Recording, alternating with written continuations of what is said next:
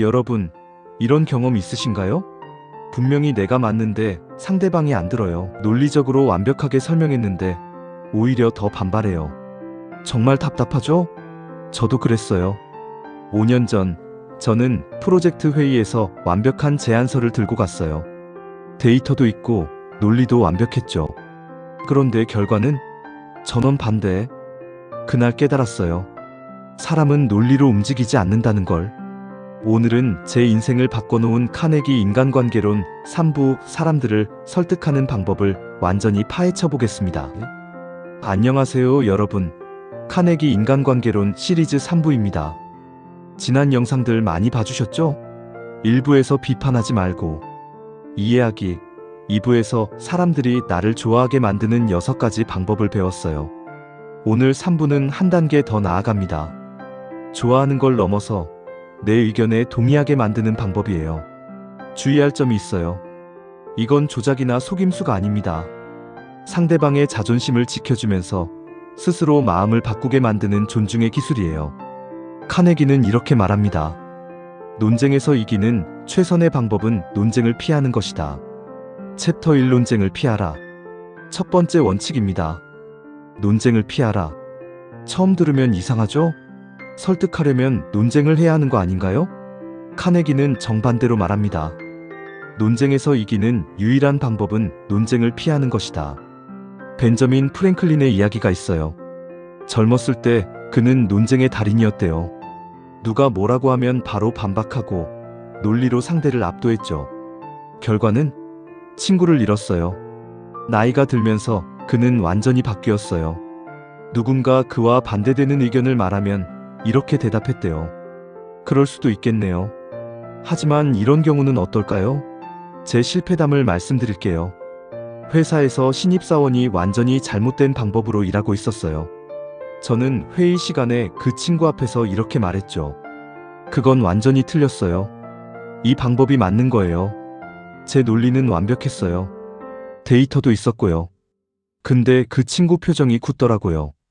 다음 날 그 친구가 사표를 냈어요. 제가 논쟁에서 이겼지만 팀원을 잃었어요. 나중에 같은 상황이 또 생겼어요. 이번엔 접근을 바꿨습니다. 야, 내 방법도 괜찮은데 내가 예전에 해봤던 방법 하나 알려줄까? 한번 비교해보자. 이렇게 말했더니 그 친구가 흔쾌히 들었어요. 논쟁이 아니라 협력이 된 거죠. 챕터 2 상대방의 의견을 존중하라. 두 번째 원칙, 상대방의 의견을 존중하라. 절대로 당신은 틀렸어라고 말하지 마라. 카네기는 이렇게 말합니다. 당신이 틀렸다고 말하는 것은 이렇게 말하는 것과 같다. 나는 당신보다 똑똑하다. 이제 내가 당신을 바로잡아주겠다. 이건 도전이에요. 상대방은 당신이 말을 끝내기도 전에 반격할 준비를 해요.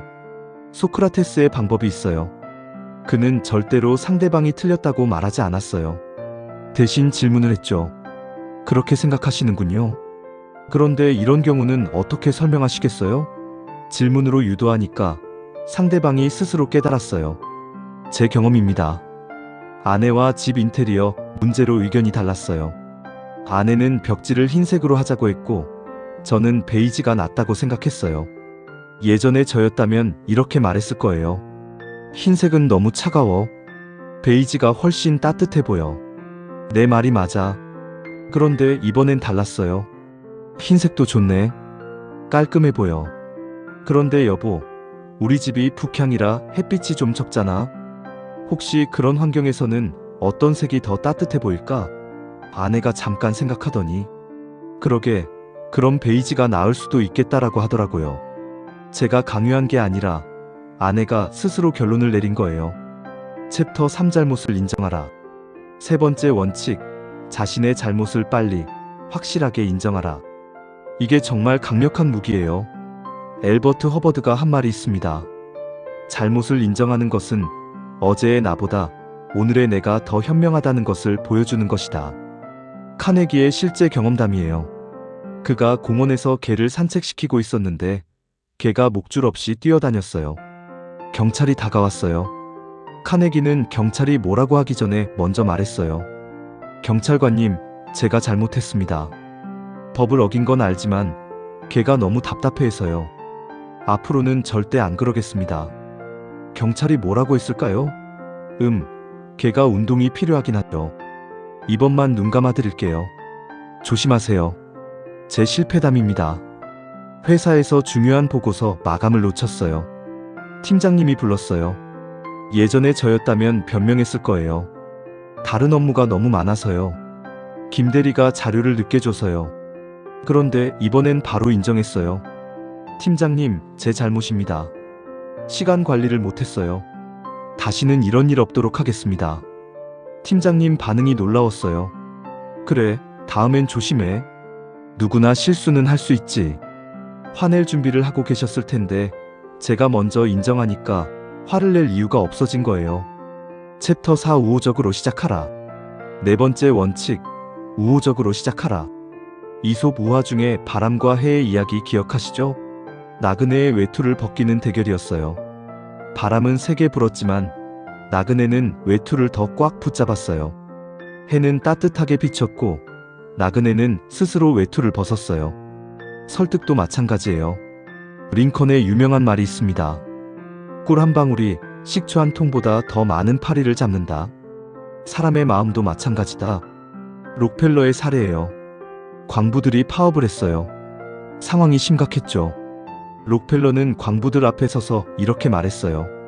이것은 내 인생에서 가장 영광스러운 날입니다. 여러분과 함께 이야기할 수 있어서요. 광부들의 마음이 풀렸어요. 파업이 평화롭게 해결됐죠.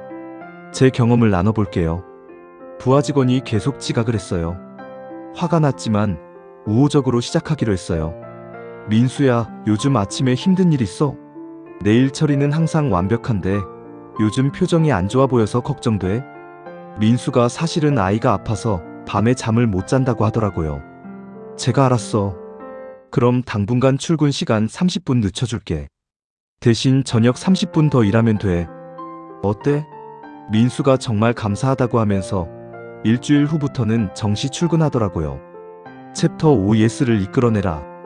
다섯 번째 원칙, 상대방이 예스라고 대답할 수 있는 질문으로 시작하라. 소크라테스 방법이에요. 소크라테스는 논쟁하지 않았어요. 대신 상대방이 예스라고 대답할 수밖에 없는 질문을 계속했어요. 예스를 여러 번 하다 보면 마지막 질문에도 예스하기 쉬워져요. 심리학에서는 이걸 일관성의 원칙이라고 해요. 영업 사례가 있어요. 보험 설계사가 고객을 만났어요. 사장님, 돈을 아끼는 게 중요하시죠? 예. 그렇다면 미래를 위한 준비도 중요하시죠? 예. 가족을 보호하는 것도 중요하시죠? 예. 그렇다면 이 보험 상품을 한번 보시겠어요? 예. 네 번의 예스를 받고 나니 마지막 질문도 예스가 된 거예요. 제 경험입니다. 딸이 숙제를 안 하고 계속 TV만 봤어요.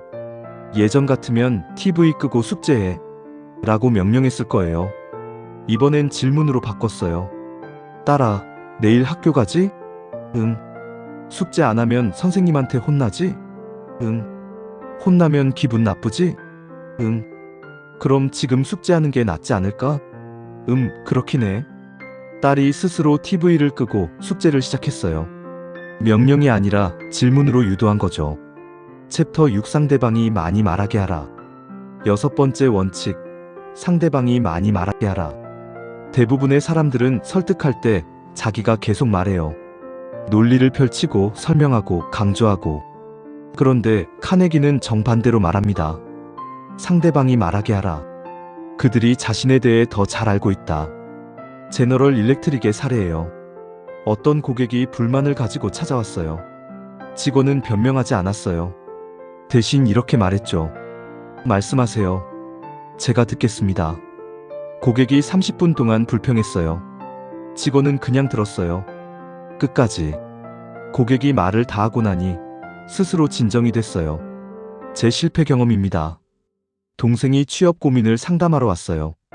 동생이 한마디 하자마자 저는 30분 동안 제 경험담을 늘어놓았어요. 내가 취업할 때는 말이야. 동생이 중간에 나갔어요. 나중에 알았어요. 동생은 조언을 원한 게 아니라 들어주길 원했던 거예요. 다음번에는 달리 했어요. 동생이 또 상담하러 왔을 때 그냥 들었어요. 그래서 어떻게 하고 싶은데? 질문만 했어요. 동생이 1시간 동안 얘기하더니 이렇게 말했어요. 형, 얘기하면서 정리됐어. 제가 답을 준 게 아니에요. 동생이 말하면서 스스로 답을 찾은 거예요. 챕터 7 아이디어의 주인 만들기. 7번째 원칙. 상대방이 그 아이디어를 자기 것이라고 느끼게 하라.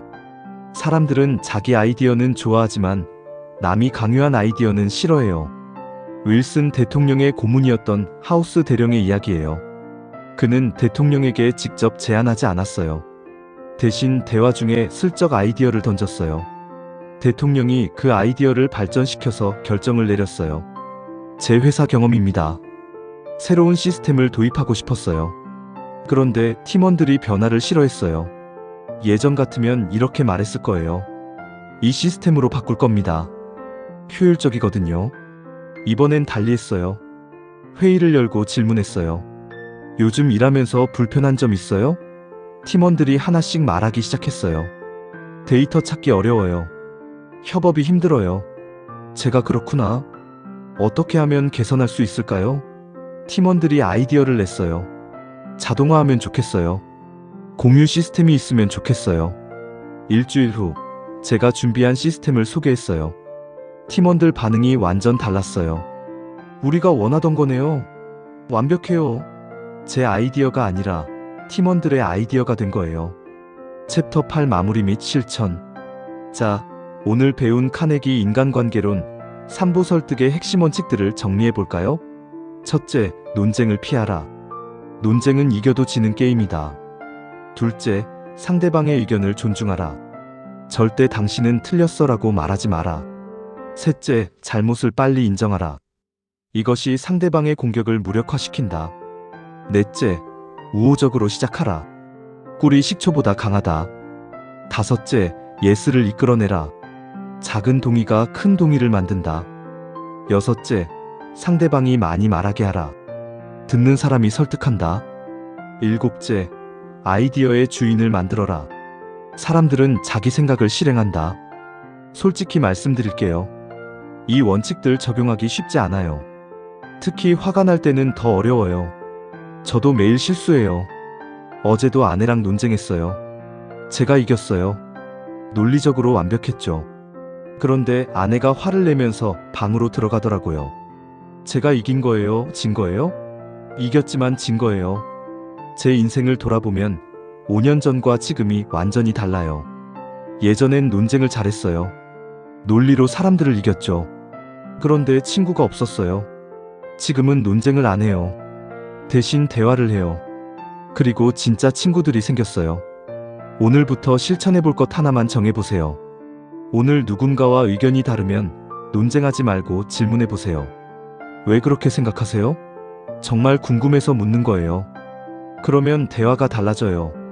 카네기의 마지막 말로 끝맺겠습니다. 사람을 다루는 일은 어쩌면 당신이 직면하는 가장 큰 문제일 것이다. 재정적 성공의 15%는 전문 지식에서 나오고 85%는 인간관계 기술에서 나온다. 여러분, 설득은 싸움이 아니에요. 춤이에요. 상대방과 함께 움직이는 거예요. 다음 영상에서는 카네기 인간관계론 4부 리더십의 원칙을 다룰 거예요.